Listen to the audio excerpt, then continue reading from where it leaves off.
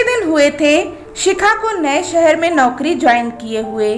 हर रोज लगभग 5 से 6 बजे तक अपना काम खत्म करके अपने ठिकाने यानी कि गर्ल्स हॉस्टल पहुंच जाती थी। उस दिन कुछ जरूरी काम निपटाते हुए उसे देर हो गई। जब ऑफिस से बाहर निकली तो अंधेरा हो चला था। अचानक उसे माँ की सीख याद आ गई कि कभी भी रात में ऑटो में अकेले ना जाना। तो उसने शेयर्ड टैक्सी की और अपने हॉस्टल की ओर निकल पड़ी।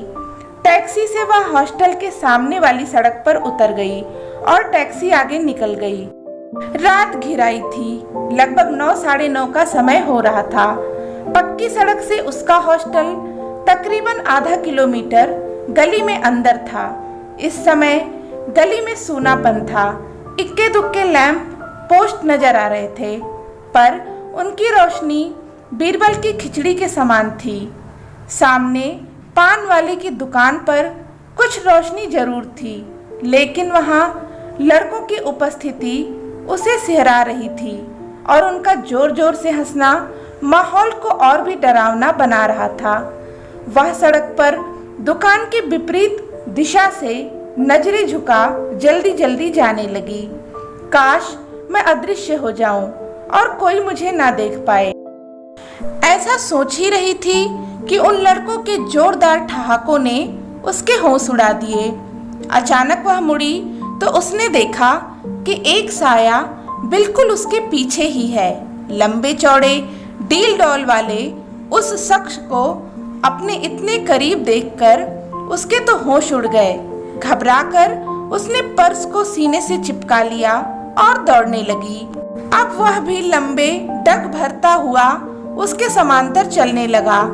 अनिष्ट की आशंका से शिखा का मन पानी पानी हो रहा था।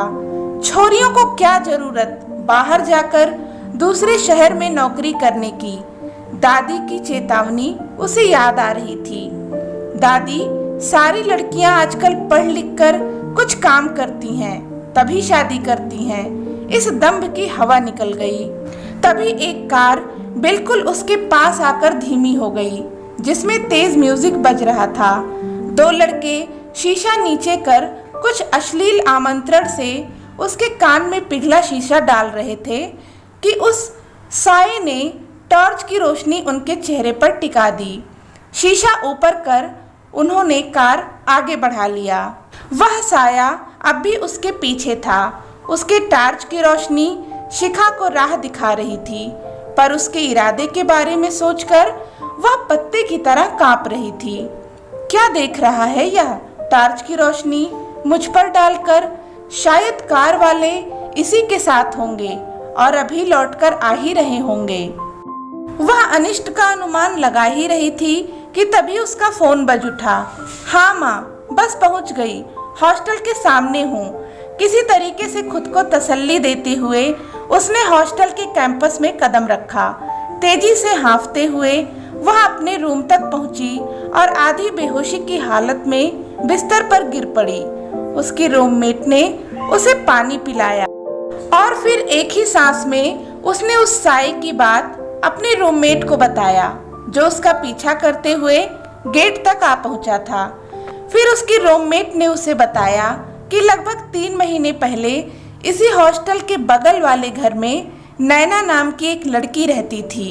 एक दिन जब वह काम पर निकली तो रात में घर नहीं पहुंची। अगली सुबह गली की नुक्कड़ पर उसकी लाश क्षत विक्षत अवस्था में मिली। यह साया और कोई नहीं, उसके बड़े भैया हैं, जो इस हादसे के बाद से ही रात में आने वाली अकेली हर लड़की को उसके सही ठिकाने तक सही सलामत पहुंचाते हैं। उसकी बातें सुनकर शिखा की आंखों में आंसू आ गए। वह झट से उठकर खिड़की के पास गई और देखा कि वह साया दूर गली के अंधियारे में चला जा रहा था, शायद किसी और लड़की को उसके सही ठिकाने तक सुरक्षित पहुंचाने।